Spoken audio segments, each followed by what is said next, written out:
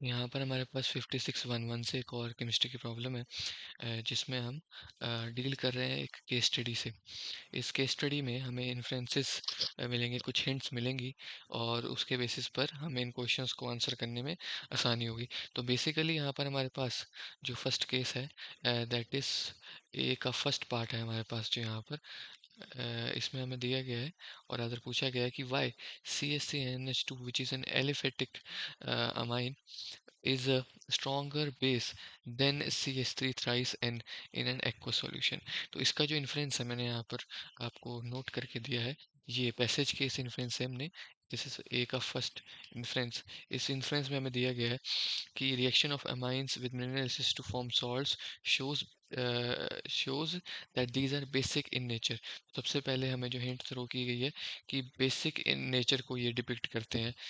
Reaction of amines जो है वो बेसिक इन नेचर होते हैं, and aliphatic amines are stronger base than ammonia, है ना। एलिफेटिक अमाइंस जो है स्ट्रॉन्गर बेसिक कैरेक्टर शो करते हैं अमोनिया से।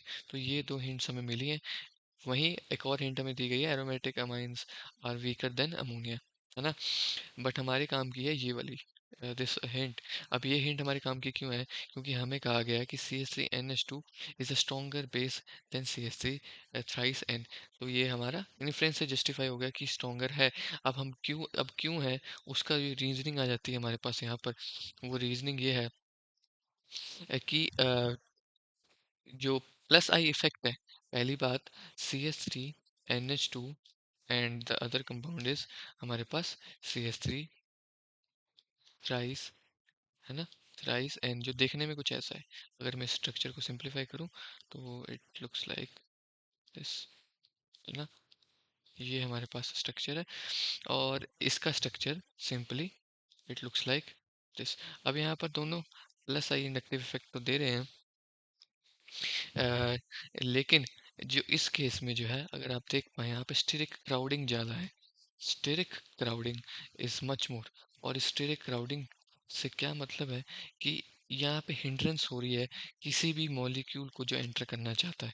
वो हिंड्रेंस होने की वजह से इसकी जो सॉल्वेशन कैपेसिटी है इज मच लोअर, है ना। सॉल्वेशन कैपेसिटी मच लोअर है। बाकी लेकिन इसको आप देखें एकदम स्ट्रेट चेन कंपाउंड है, कोई स्टेरिक क्राउडिंग आपको देखने को ही नहीं मिल रही यहाँ पर। तो इसके लिए वजह से इसकी जो सॉल्वेशन है इट इज, है ना, it is much higher in value, है ना। सॉल्वेशन की वैल्यू मच हायर है, और इसी वजह से हमारे पास जो इंडक्टिव इफेक्ट, यहाँ पे तीन ग्रुप मिलके ज़्यादा इंडक्टिव इफेक्ट तो दे रहे हैं, है ना। लेकिन इस इंडक्टिव इफेक्ट को ये स्टेरिक क्राउडिंग कैंसिल कर रही है, इसके काउंटर एक्ट कर रही है, और इस वजह से हमारा बेसिक स्ट्रेंथ का जो ऑर्डर है वो इस प्रकार दिखता है। 2 डिग्री का सबसे ज़्यादा, 1 डिग्री का सबसे ज़्यादा, एंड 3 डिग्री का लीस्ट। क्योंकि इसमें स्टेरिक क्राउडिंग सबसे ज़्यादा है। This is our 3 degree N, है ना। यहाँ पे आप तीन मिथाइल ग्रुप्स एक ही नाइट्रोजन पर लगे हुए देख रहे हैं। This is our 3 degree carbon. यहाँ पे 1 डिग्री की इससे ज़्यादा बेसिक करेक्टर, इससे ज़्यादा बेसिक करेक्टर शो कर रहा है। क्यों? क्योंकि simply because steric crowding least है इसमें, ठीक है। इन दोनों यानी इंडक्टिव इफेक्ट और स्टेरिक क्राउडिंग का बैलेंस जिसमें होगा ना, वो हमारा बेस्ट बेस होगा। अब 1 डिग्री इंडक्टिव इफेक्ट तो कम शो कर रहा है, लेकिन स्टेरिक क्राउडिंग हमारे पास स्टेरिक क्राउडिंग भी कम शो कर रहा है, इसी वजह से उसकी बेसिक स्ट्रेंथ 3 डिग्री से ज़्यादा है, और ये ऑर्डर बन जाता है हमारा। And this is our reasoning for our first question की CH3NH2 क्यों है stronger base CH3CN CH3 thrice N के मुकाबले। Now we move on to our next option, जिसके लिए हमें पूछा गया है कि write structure formula for compound A and B, और हमें कुछ फॉर्मूलास, सॉरी कुछ केमिकल रिएक्शंस यहाँ पर दिए गए हैं, और इसका इन्फ्लुएंस मैंने यहाँ पे नोट भी किया हुआ है। इसमें सबसे पहले हम यहाँ पर रिएक्शन को नोट डाउन कर लेते हैं। इट इज CH3CONH2, है ना। हम CH3CONH2 को बेसिकली रिएक्ट करा रहे हैं यहाँ पर NaOBr से, एंड सॉरी NaOBr से हम इसको रिएजेंट यूज कर रहे हैं, और हमें मिल रहा है A कंपाउंड। एंड फर्दर इसमें नेक्स्ट स्टेप जो हम कर रहे हैं दैट इज C6H5COCl से, और एक बेस की प्रेजेंस में हम इसे रिएक्ट करा रहे हैं, है ना। एक बेस भी ले रहे हैं साथ में, और हमें मिल जा रहा है कंपाउंड बी। अब हमें ए और बी को आइडेंटिफाई करना है। तो सबसे पहले हम इन्फ्रेंस से क्या हिंट ले सकते हैं वो ले लेते हैं। यहाँ पे मैंने इसका एक इन्फ्रेंस नोट किया है, जिसमें हमें बोला गया है कि एलिफेटिक और aromatic primary and secondary amines जो है they react with acid chlorides and anhydrides and esters, है ना। इन सब से ये रिएक्ट करके न्यूक्लियोफिलिक सब्स्टिट्यूशन रिएक्शन को दिखाता है। अब इसको हम कैसे यूज कर सकते हैं वो हम आगे देखते हैं। सबसे पहले क्या हो रहा है कि यहाँ पर CH3CO NH2 को NaOBr से रिएक्ट कराया जा रहा है। ये काफ़ी फेमसली हमने पढ़ा है एज हॉफमैन, है ना। It is Hofmann bromamide degradation, है ना। और इस रिएक्शन में सिंपली होता क्या है, अगर मैं एंड रिजल्ट की बात करूं तो सिंपल वर्ड्स में यहाँ पर ये जो CO ग्रुप है, ये CO ग्रुप यहाँ से एलिमिनेट हो जाता है, and we are only left with our product A that is CH3H2। ये बनेगा सिंपली हॉफमैन ब्रोमाइड डिग्रेडेशन का एंड प्रोडक्ट कुछ नहीं है, आपका कार्बोनिल ग्रुप यहाँ पे एलिमिनेट हो जाता है। That's our and result. अब ये CH3NH2 मिल गया। अब हमारा काम आता है इस इन्फ्रेंस से। इस इन्फ्रेंस में हमें कहा गया है कि एसिड बेसिकली हम किस एसिड क्लोराइड से अगर हम रिएक्ट कराएं, जो कि हमारे यहाँ पे दिया गया है एसिड क्लोराइड, तो न्यूक्लियोफिलिक सब्स्टिट्यूशन रिएक्शन होता है। न्यूक्लियोफिलिक सब्स्टिट्यूशन रिएक्शन हो रहा है, ये हमारा न्यूक्लियोफाइल है, ये जाके लग जाएगा, है ना। Sorry, this is our nucleophile. तो ये न्यूक्लियोफाइल है, ये जाके इस पे लग जाएगा, और लगेगा किसकी जगह, Cl की जगह। Cl को कर देगा eliminate, and we will left with B, तो C6H5COCH3, है ना। और यहाँ पर C6CO CH no, from NH side, है ना। NH साइड से लगेगा ना, NH। This is our nucleophile, इसके पास लोन पेयर है तो NH साइड से कनेक्ट करेगा, एंड बाकी का सारा वैसे का वैसे ही, है ना। रिमेंबर कि NH साइड से इस पर पार्शियल पॉजिटिव था, इसके पास लोन पेयर है, आके यहाँ अटैच हो गया। सिंपली न्यूक्लियोफिलिक सब्स्टिट्यूशन हो रही है, जैसे कि हमें कहा गया, तो हमने वो कर दी। Cl को एलिमिनेट किया, एक न्यूक्लियोफाइल था उसको सब्स्टिट्यूट कर दिया दूसरे न्यूक्लियोफाइल से हमारे पास जो अवेलेबल था। तो ये हाँ हमें एक हिंट काम आ गई, और हमारा रिएक्शन कंप्लीट हो गया। हमने एनबी को आइडेंटिफाई कर लिया काफ़ी इजीली। अगर मैं इसका नाम लिखना चाहूँ तो it is N methyl and benzamide, है ना। This is our B. और ये तो एक प्राइमरी अमाइन है जिसका नाम मिथान अमाइन है, सिंपली मिथान एंड अमाइन, ना, मिथान अमाइन। तो ये है हमारा ए और बी। अब हम मूव ऑन करते हैं अपने नेक्स्ट क्वेश्चन की तरफ, इसमें हमें बी आता है हमारा next question. This we have done a compound X with molecular formula, हमें इसका मॉलिक्यूलर फार्मूला दिया C3H9N reacts with Hinsberg reagent to give a product insoluble in alkali. अब हमें इसको आइडेंटिफाई करना है कि एक्स क्या है। अगेन मैंने इसका इन्फ्लुएंस यहाँ पे नोट किया हुआ है, हिंसबर्ग रिएजेंट, है ना, है ना। हिंसबर्ग रिएजेंट हमें पहले तो हम यहाँ पे लिख लेते हैं जो हमें मॉलिक्यूलर फार्मूला यहाँ पे गिवन था, that is nothing but C3H9 and N. This is our molecular formula. अब इन्फ्लुएंस से क्या हम ड्रॉ कर सकते हैं, इन्फ्लुएंस में हमें बताया गया है कि हिंसबर्ग रिएजेंट जो है आइडेंटिफिकेशन में यूज होता है और डिस्टिंक्शन में यूज होता है primary secondary and tertiary amine. अब हमें ये तो पता चल गया कि इसका जो आइसोमर यूज हो रहा है it is one of primary secondary और टर्शरी। अब हमने सेकेंड हिंट का हम कहाँ से उठा सकते हैं, हमें क्वेश्चन में दिया गया है कि हिंसबर्ग रिएजेंट से रिएक्ट करा रहे हैं और प्रोडक्ट जो है वो इंसोल्यूबल एल्कलाई है। अब हमें आइडेंटिफाई करना है कि इन तीन आइसोमर्स में से इंसोल्यूबल इन एल्कलाई प्रोडक्ट, है ना, इंसोल्यूबल इन एल्कलाई प्रोडक्ट हमें कौन दे रहा है, वो हमारा आंसर हो जाएगा। ठीक है, तो हिंसबर्ग रिएजेंट से हमें एक हिंट मिली कि हम बेसिकली डिस्टिंक्ट करने की कोशिश करें प्राइमरी सेकेंडरी और टर्शरी में, तो स्ट्रक्चर इन तीनों में से एक होगा। और लास्ट हिंट जो हमें नैरो डाउन करने में हेल्प करेगी वो है कि वो वाला स्ट्रक्चर होगा जिन सोल्यूबल एल्कलाई है। तो अगर हमने पढ़ा हो तो प्राइमरी अमाइंस जो है, do they yield primary amines Hinsberg reagent से रेड करने पर, अगर मैं यहाँ लिख दूँ हिंसबर्ग रिएजेंट, है ना, और तो प्राइमरी अमाइंस यील्ड करती हैं सॉल्युबल प्रोडक्ट, है ना, एक सॉल्युबल प्रोडक्ट बनाती है। तो ये हमारी ऑप्शन नहीं हो सकती। वहीं अगर मैं बात करूँ यहाँ पर हमारे सेकंड यानी सेकेंडरी अमाइंस की, तो वो यील्ड करती हैं कौन सा प्रोडक्ट, दे यील्ड इनसॉल्युबल अल्कलाई। ये जो है हमारी इनसॉल्युबल अल्कलाई बनाती हैं, ठीक है। और जो टर्शरी हैं वो तो रिएक्ट ही नहीं करती, है ना, टर्शरी अमाइंस तो है, they fail to react all together, no reaction.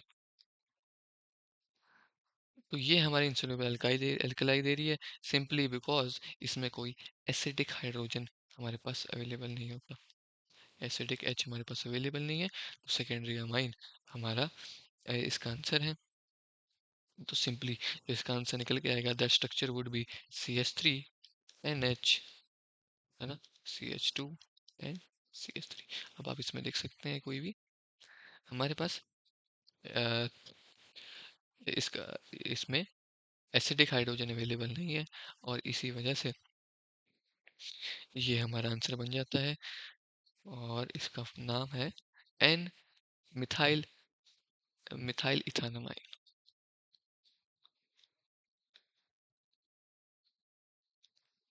है ना, this is our answer for B, है ना।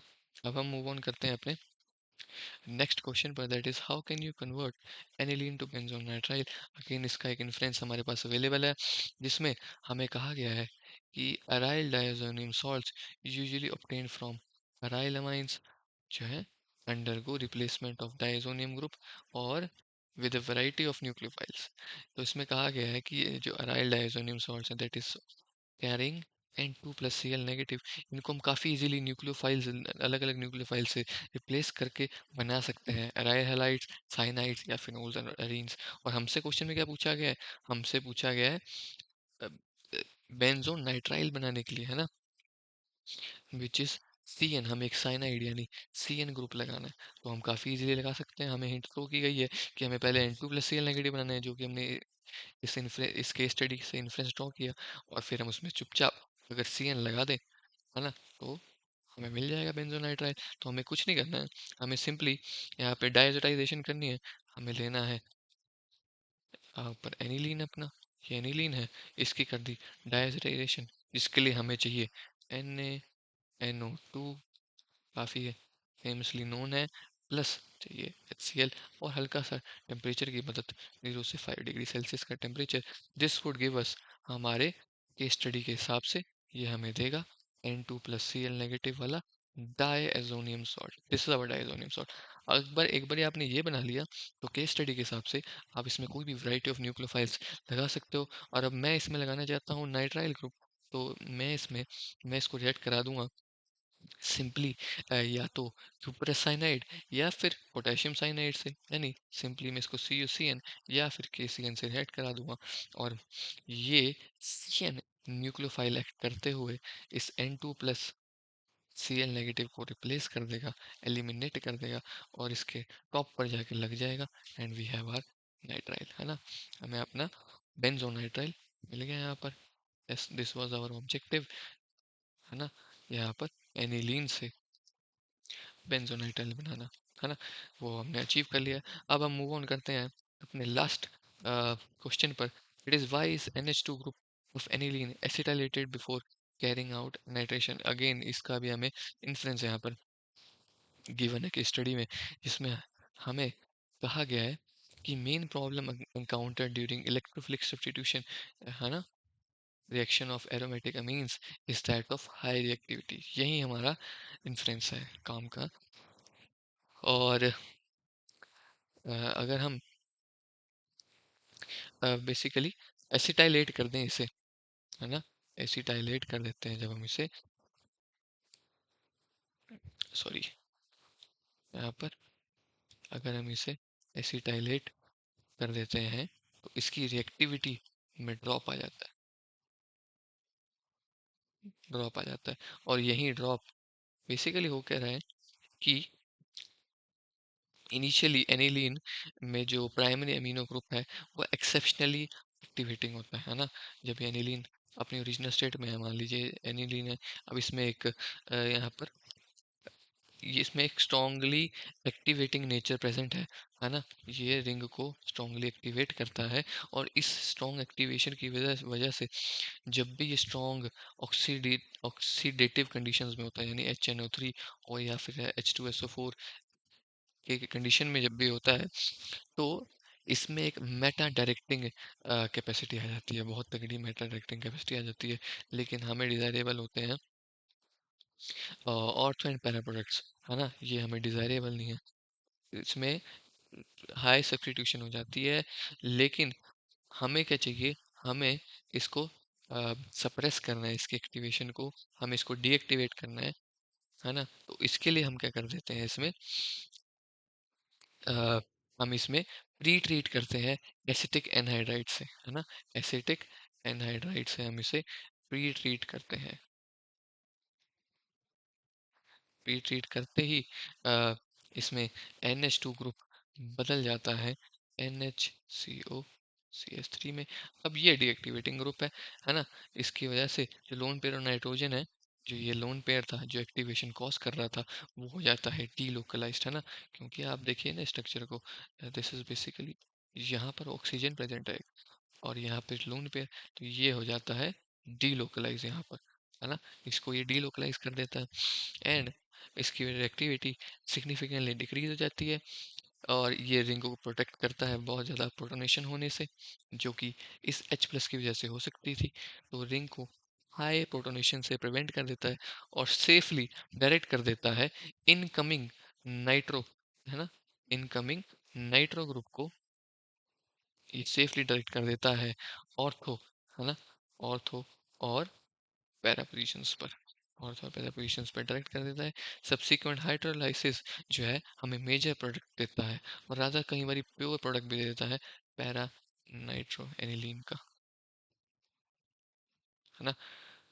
तो इसलिए हम इसको एसिटिक एनहाइड्राइल डाल के डीएक्टिवेट करते हैं, लोन पेयर को डीलोकलाइज करते हैं, और मेटा प्रोडक्ट बनने से बचाते हैं, हाई प्रोटोनेशन होने से बचाते हैं, और नाइट्रोएनिलीन बनाते हैं पैरा वाला मेजर।